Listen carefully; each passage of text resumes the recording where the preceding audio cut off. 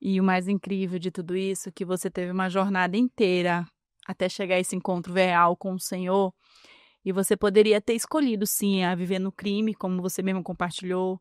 Você poderia muito bem ter se revoltado e simplesmente falado assim: "Não, mataram meu pai, aconteceu tantas coisas, eu vou virar", né. Mas o mais bonito de tudo isso, que Deus ele é tão misericordioso que ele te dá chances para você ir para um outro caminho. Foi o que você escolheu, você ficou curioso para saber como é que funcionava as coisas de Deus, e louvado seja Deus que você foi curioso, e você viveu realmente está vivendo coisas grandiosas, né, Eu me porque emociono até quando eu fui te resumir o meu testemunho hoje em casa, eu chorei. ai, porque Deus é maravilhoso, Não, mas só aquele quem dia quem tem realmente uma superação quando se trata de com Deus, vamos dizer assim, né, desse relacionamento com Deus, entende a emoção que você está sentindo, porque é igual de eu falar quando Deus me curou de um câncer terminal.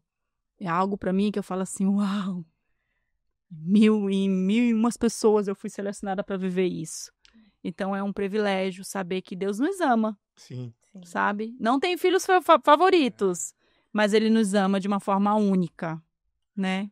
E ele começou daí, a partir dali, né, quando Deus usou aquela mulher para falar comigo, né, você o teu projeto é comigo. Aí comecei a até ter a direção que eu tinha esse ministério de pastor, né, porque eu não tinha ideia que eu ia ser pastor algum dia, né. A minha irmã estava orando e um dia ela falou assim: "Deus falou comigo que você é pastor". Eu falei: "Não, mas tem que falar comigo".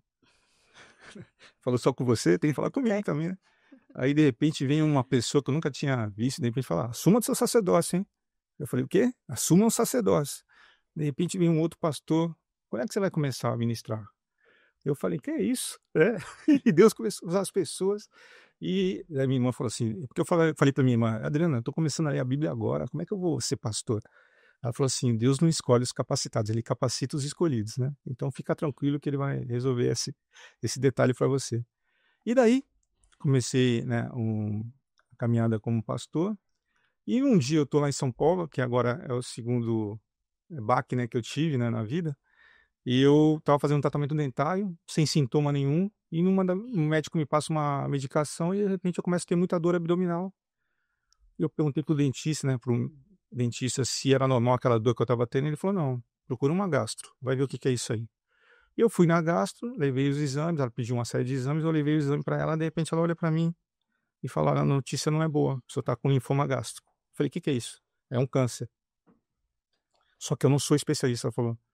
"Então leva num cirurgião para ele falar para você o que que tem que ser feito". Mas quando ela falou: "Você está com câncer", a gente tem um baque, ninguém está esperando ter uma notícia dessa, você está com câncer. Foi a segunda vez que eu escutei Deus falando assim nitidamente comigo, né: "Muitas são as aflições do justo, mas o Senhor te livra de todas". Eu escutei plenamente ele falando isso quando eu estou saindo do consultório. Aí me animei com aquilo, e eu vou no médico, e eu sou aquele tipo de pessoa que não pode ver uma coisinha de sangue que fica assim, né. E o médico me trata, assim, de uma maneira horrível. Ele fala assim, ele pegou meus exames: "Ih, rapaz, eu não sei se eu consigo fazer alguma coisa por você". Ele já começou a falar assim: "Se eu conseguir fazer uma coisa pra você com você, eu vou ter que abrir tua barriga, tirar teu estômago, cortar onde tem tumor e depois eu coloco teu estômago dentro". Eu não sabia se eu caía pra direita ou pra esquerda. Meu Deus. Quando ele falou isso, eu falei: "Quê?". Ele falou: "Não, eu vou ter que cortar onde tem tumor e eu coloco dentro de você de novo o teu estômago". Eu falei: "Você não vai fazer nada disso comigo". "Por que que eu não vou fazer nada disso comigo?". "Eu vou orar e meu Deus vai me curar sem cirurgia". Amém. É. Aí ele ficou olhando pra minha cara: "É você que sabe". Daí me receitou uma série de exames. "Você faz esses exames e no máximo em 2 semanas você tem que me trazer de volta pra ver se eu consigo fazer alguma coisa por você". Aí cheguei em casa, chorei pra caramba, me ajoelhei e falei: "Senhor, a palavra do Senhor diz em Marcos 11:23, aquilo que eu falar, se eu crer, assim será. E eu declaro, baseado na sua palavra, que eu vou ser curado sem cirurgia, porque o Senhor me garante". Aí no dia seguinte me liga a primeira médica falando: "Seu Álvaro, aconteceu uma coisa estranha, eu tô mostrando teus exames com outro médico, ele falou que você não tem que fazer cirurgia nenhuma. Ah, ah. Basta químio e esqueci, químio, E rádio? radioterapia". Eu falei: "Tá bom", eu já sabia que era a resposta de Deus. Aí eu chego no terceiro médico, eu pergunto pra ele: "Você acredita em Deus?". Ele falou: "Acredito, eu já vi muita coisa acontecer". "Receita todos os exames pra mim de novo, só vê que eu não tenho nada". "Que isso, homem?". Você falou isso para o Falei para o médico? médico.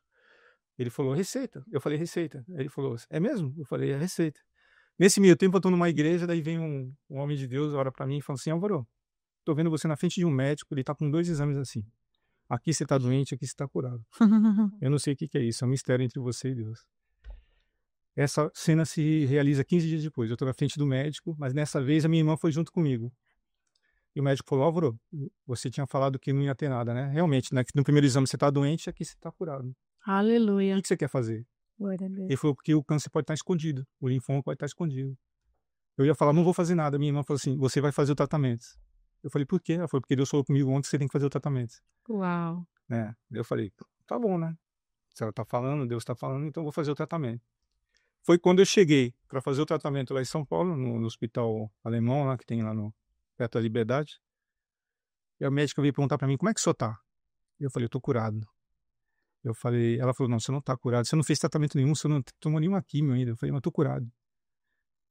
Não tá curado, só, você tem que fazer químio antes, radioterapia.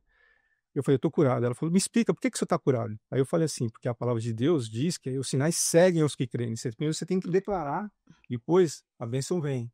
Poder da palavra, né? Me explica melhor. Aí eu comecei a explicar para ela, comecei a dar um monte de testemunho. De repente ela falou assim para mim: ora por mim. Glória a Deus. Eu falei: o que que a senhora tem? Daí ela falou assim: eu e meu marido tentamos engravidar durante vários anos e eu só posso ficar grávida durante 3 meses ao ano, porque os outros meses eu mexo com equipamento radioativo. E agora é um período que eu posso ficar grávida. Eu creio que se o senhor orar, eu vou ficar grávida. Eu falei: eu vou orar e a senhora vai ficar grávida. Amém. E a senhora vai mandar mensagem para mim. Daí trocamos e-mail. E eu acho que 1 mês e meio, 2, eu recebi a mensagem: estou grávida. Glória a Deus. Amém. Fiquei muito feliz. Poderoso. Aí recebi, depois de um tempo, o diagnóstico de cura. Aí você tem que ficar de 6 em 6 meses fazendo tratamento para ver se não Sim, voltou, né? o acompanhamento, né? Acompanhamento. Aí, num desses períodos, eu comecei a ter muita tosse. E cheguei, fiz os exames e levei pro médico. E o médico olha pro meu exame e fala assim: você tá com tosse? Eu falei: tô. Ele falou: então a notícia não é boa, você tá com nódulos no pulmão. Eu falei: não tô com nada. Álvaro, você tá com tosse e tá com diagnóstico de tosse. Eu falei: doutor, eu não tenho nada. Pode receitar para mim todos os exames de novo. Ele falou: é mesmo? É o mesmo médico. Perdão. Ele falou: de novo, Álvaro? Eu falei: de novo, receita os mesmos exames.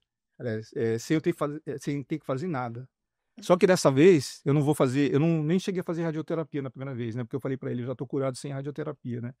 Ele falou: se você acha que não precisa, ele falou para mim. Eu falei: eu não preciso, tô curado já. Aí, quando deu esse problema dos nódulos, eu falei assim: pode fazer que eu vou voltar e não vai ter nada. Nesse período que eu fui fazer os novos exames, eu não parava de tossir. Teve uma noite que eu não consegui dormir de tanta tosse. E eu pensava assim: não é pelo que eu tô sentindo, não é pelo que ele falou, é pelo que a palavra de Deus diz. Eu tô curado, eu vou chegar lá, ele vai falar que eu tô curado.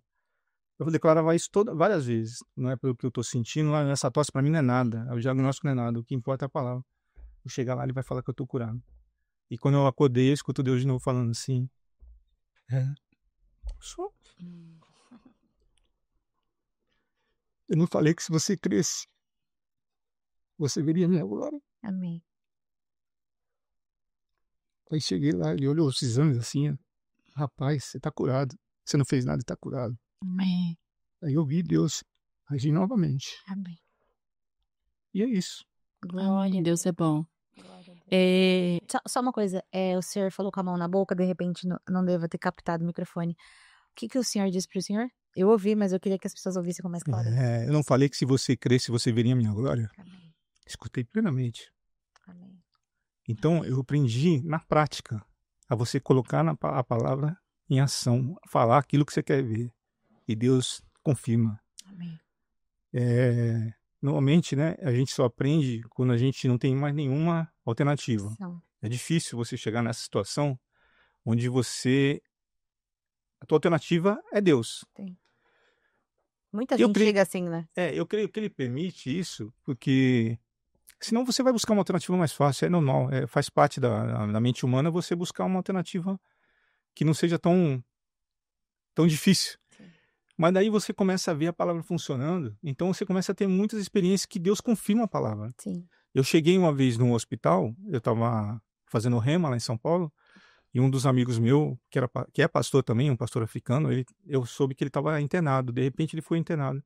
E eu fui no hospital, um outro amigo meu que também é pastor, e quando a gente chegou lá, esse pastor africano, ele falou assim: vem cá, Álvaro, entra aqui, põe a mão aqui sobre mim e declara a cura. E aí eu falei assim, vou declarar e você vai estar curado.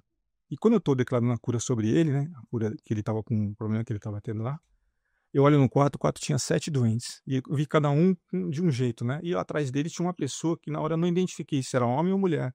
Cabelo comprido, grisalho, muito magro, com um negócio de oxigênio assim no rosto. E eu orei por ele e eu falei assim para a enfermeira, posso orar por todos os outros? Ela falou assim, só se você não fizer barulho. Eram 11 horas da noite. E eu impus a mão sobre todos, né? E declarei a cura sobre todos. E fui embora. Eu não vi ninguém sendo curado ali. Aí me encontrei com ele uns 2 dias depois, ele falou, sábado eu vou pregar sobre o que você fez no hospital. Eu falei, o que eu fiz? Eu só orei por você. Ele falou, o quarto todo se curou. Amém. Todo mundo foi curado. Não era A deles. importância das pessoas saberem o poder que existe no nome de Jesus. Em nome de né? Jesus. Existe uma realidade que a fé também não nega a realidade, né? Você sentiu os sintomas, a fé não nega a realidade. Estou sentindo, mas não é pelo que eu estou sentindo, é pelo que eu creio. Em nome de Jesus, sou curado. E a fé e a ousadia, né, que o Senhor teve. E deixar claro que essa fé e essa ousadia é fé.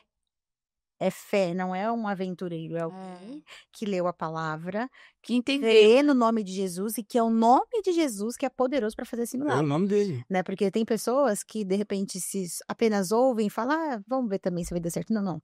A gente precisa estar com a fé no lugar certo.